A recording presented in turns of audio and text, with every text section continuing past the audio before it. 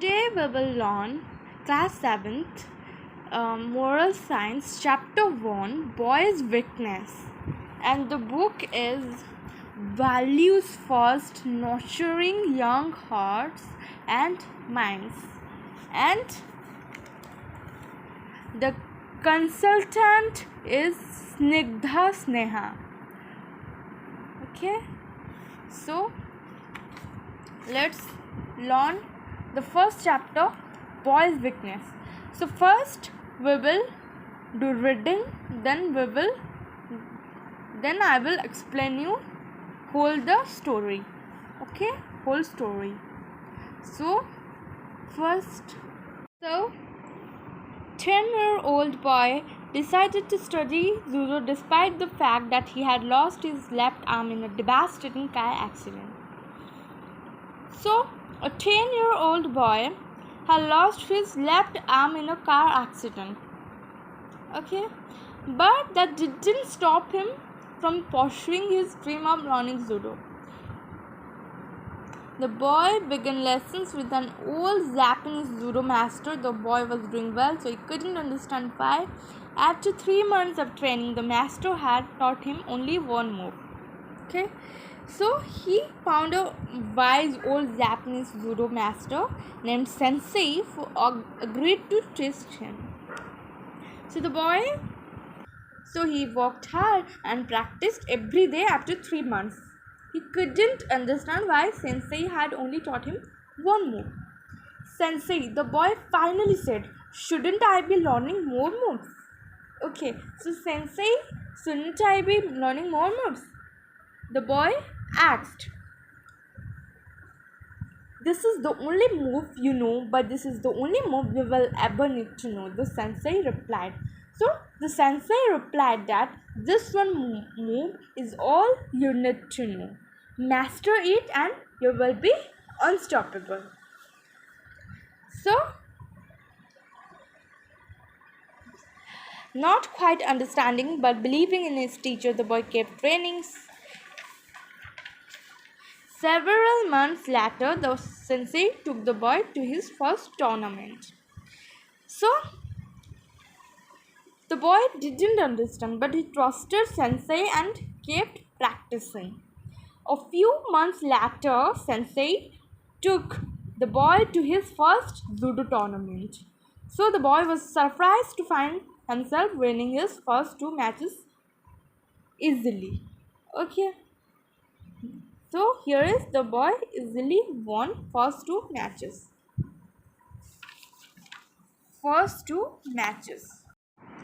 The third match proved to be more difficult, but after some time his opponent became impatient and chased. The boy deftly used his one move to win the match. Still amazed by his success, the boy was now in the finals. So the third match was harder, but when his opponent got tired and charged at him, he used the one move he had learned to win. Okay? This time his opponent was bigger, stronger, and more experienced for a while. The boy appeared to be overmatched, concerned that the boy might get hurt. The referee called a timeout. He was about to stop the match when the sensei intervened. So he was amazed and happy. He had never felt so proud of himself. He made it to the finals where he faced a stronger and more experienced opponent. For a while, he struggled and the referee was worried they might get hurt.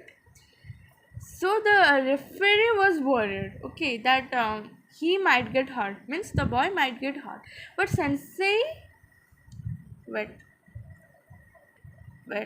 no, the Sensei insisted, let him continue. Okay,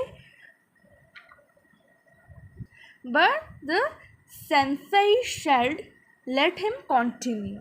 Okay, Then, soon after the match resumed, his opponent made a critical mistake. He dropped his guard for a second to prepare for his next move. Instantly, the boy used his move to pin him. The boy had won the match and the tournament. Just then, his opponent dropped his guard for a split second. He used the boy. Okay, but yes, this line is already over. Yeah. So then, that boy opponent dropped his guard for a split second. Okay. So he used the one move he had planned to pin his opponent and win the match. So he was the champion. So on the way home, the boy and Sensei reviewed every move in each and every match. Then the boy summoned the chorus to ask what was really on his mind. Okay, so on the way home, he and Sensei reviewed every move in each match. He couldn't stop thinking about how he had won the tournament with just one move. So he summoned the chorus to ask Sensei what was really on his mind. Sensei, how did I win the tournament with only one move? Okay, so he asked Sensei, how did I win the tournament with only one move? Then, you won for two reasons, the Sensei answered. First, you have mastered one of the most difficult throws in all of judo. And second, the only known defense for that move is for your opponent to grab your left arm. The boy's weakness had become his greatest strength. So Sensei smiled and said, you won the two reasons. You won? Sensei said to the boy that you won for two reasons. First, you have almost mastered one of the most difficult throws in all of judo. Second, the only known defense for that move is for your opponent to grab your left arm. Okay, so then I will add some lines, extra lines, to make the story more appropriate. Okay, to understand. So the boy's eyes widened in surprise, but Sensei, I don't have a left arm. Okay, this line I'm adding by my own. Okay, then the Sensei. So everyone, look at this word. It's not summoned. Okay, so you can write in comment. Please write in comment what's the correct pronunciation. No, don't no need to write. I'm telling that. So it's not summoned. So it's summoned. Summoned, not summoned. Summoned is wrong. Summoned is correct. Okay. So yeah. The boy's eyes widened in surprise. So he said that, but Sensei, I don't have a left arm. So Sensei chuckled. Exactly, boy. So the Sensei said that, exactly, boy. I'm adding some lines by my own. Okay, there is no more story there in book. So yeah. So Sensei said that, exactly, boy. Your weakness had become your greatest strength. Your opponents couldn't defend against the move because they were expecting to grab your left arm, which you don't have. You have turned a limitation into an advantage. So the boy's mind was blown. He had never thought about it that way. So Finally, he realized that his disability had actually helped him win the tournament. So, the moral of this story is perseverance. So, the boy's story teaches us that with determination and hard work, we can overcome any obstacle. Okay, and second is focus.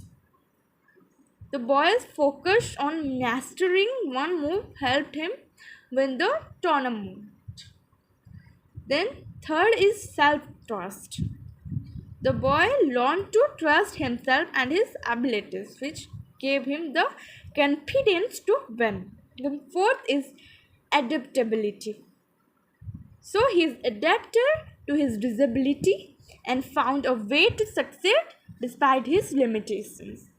Then the last fifth is creativity.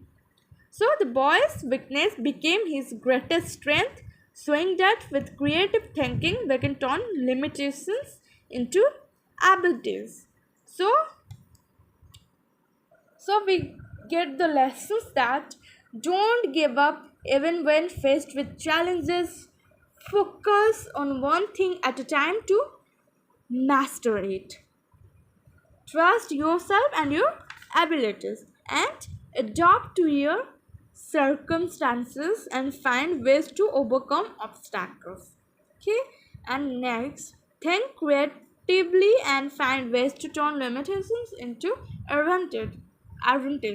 Okay, so yeah, that's it for this video.